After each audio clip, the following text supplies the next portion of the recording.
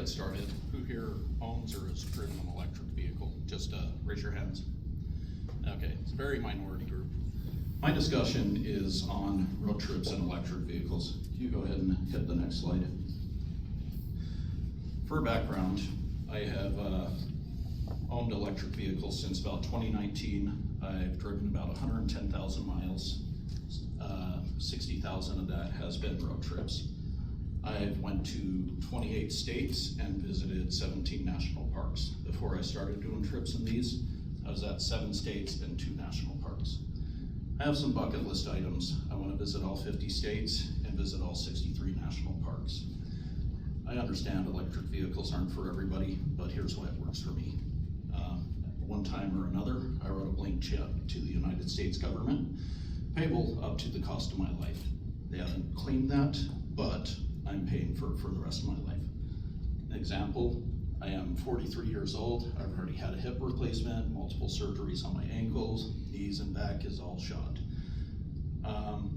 And I drive a Tesla Cybertruck, ugly, but it works great for me. Rides amazing, doesn't beat me up. When I do my trips, I use what is known as a better route planner. Think of it like Google Maps. You plug in your vehicle, it'll figure out what charging networks you use, give you a rough range, and figure out your stops for you.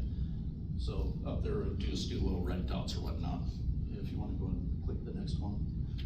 This is a trip that I actually have planned once I finish decel. I'm going to be leaving from Ogden, Utah, going to Colorado Springs, and then coming here. That's about 1,500 miles.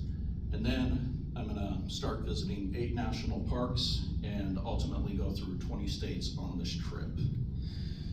It's important to me to visit all the national parks and all 50 states. It's just bucket list items. When I do stops, I plug in, go inside, use the restroom, get a drink or a snack, and I do stretches because my body needs me to stretch. By the time I'm done with that, it's actually more than enough charge for me to hit the next leg. Usually my legs are about 200, 250 miles, 3 to 4 hours, depending on terrain and that. The other app that I use is called PlugShare. Think of it like Google reviews, but for electric chargers.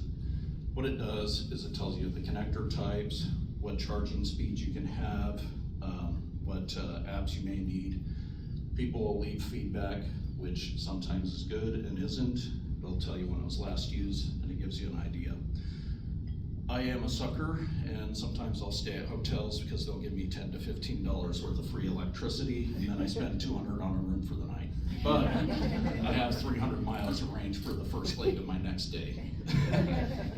There is still gaps in the charging network for the various DC fast chargers. I'll just go up and point.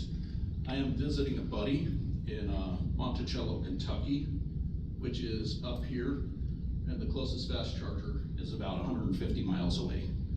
I have enough range to go from there to Great Smoky Mountains next, but I'm gonna stop, charge at 90% at a third-party one, and then at my buddy's house, he has a 220, 240 outlet, so I can still charge at like 30 to 40 miles an hour. But if worst case comes, I can use the standard 110 outlet and charge at like 3 to 5 miles an hour. I have a 10% gap, but I have plenty once I'm there. These just work for me because it stops me every 3 to 4 hours. I'm allowed to stretch and take care of myself, and it works for me. It's not for everybody. That being said, any questions I can try and answer?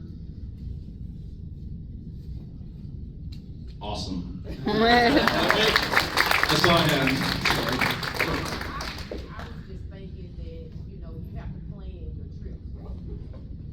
Well, so this trip is 6,000 miles through 20 states. If you're not planning a trip like that, I'm really concerned. No matter what.